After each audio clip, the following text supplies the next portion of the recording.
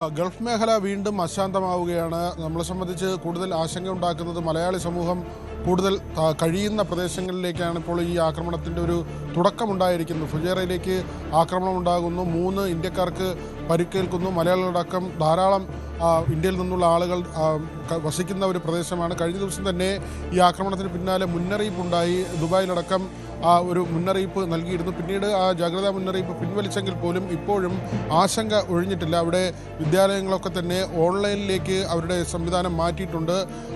സ്കൂളുകളിൽ പോകാതെ വീടുകളിൽ ഇരുന്ന് തന്നെ പഠിക്കാനുള്ള ഒരു സംവിധാനത്തിലേക്ക് കാര്യങ്ങൾ മാറ്റി. അതായത് കാര്യങ്ങൾ അത്ര നമുക്ക് പ്രതീക്ഷ വെച്ച് പുലർത്താൻ കഴിയുന്ന തരത്തിലുള്ളതല്ല. കാരണം വെടിനിർത്തൽ ഏപ്രിൽ 18 വെടിനിർത്തൽ ഉണ്ടാകുന്നു. പക്ഷേ അതിനുശേഷവും പലപ്പോഴും ഒറ്റപ്പെട്ട ആക്രമണങ്ങൾ ഉണ്ടായെങ്കിലും ഇപ്പോൾ സ്ഥിതി വ്യത്യസ്തമാണ്.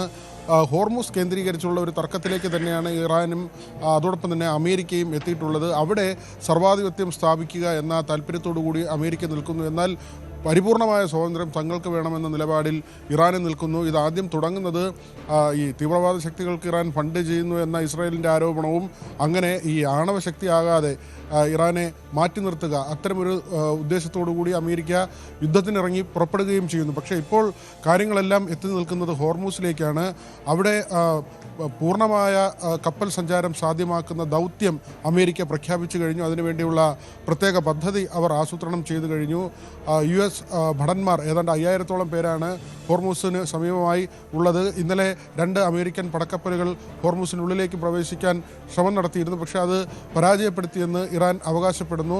പരസ്പരം വെടിയുതിർക്കുന്നുണ്ട്, റോക്കറ്റ് ആക്രമണം നടക്കുന്നുണ്ട്. അമേരിക്കയുടെ പടക്കപ്പലിലേക്ക് 2 ഡ്രോണുകൾ അയച്ചു എന്ന അവകാശവാദം ഇറാൻ ഉന്നയിക്കുന്നുണ്ട്. പക്ഷേ അങ്ങനെ ഒരു സംഭവം ഉണ്ടായിട്ടില്ലെന്നാണ് അമേരിക്കയുടെ സെൻട്രൽ കമാൻഡ് വിശദീകരിക്കുന്നത്. ഇറാൻ തെറ്റായ കാര്യങ്ങൾ പ്രചരിപ്പിക്കുന്നുവെന്ന് അവർ പറയുന്നു. ഇറാനാകട്ടെ ഈ മധ്യസ്ഥ ചർച്ചകൾ നടക്കുന്നുണ്ട്. പാകിസ്ഥാൻ അടക്കമുള്ള രാജ്യങ്ങളുടെ നേതൃത്വത്തിലാണ് മധ്യസ്ഥ ചർച്ച നടക്കുന്നത്. പക്ഷേ ഇതുവരെ അമേരിക്കയുടെ വാഗ്ദാനങ്ങളെ ഒന്നും തന്നെ അവർ മുഖവിലേക്കെടുക്കുന്നില്ല.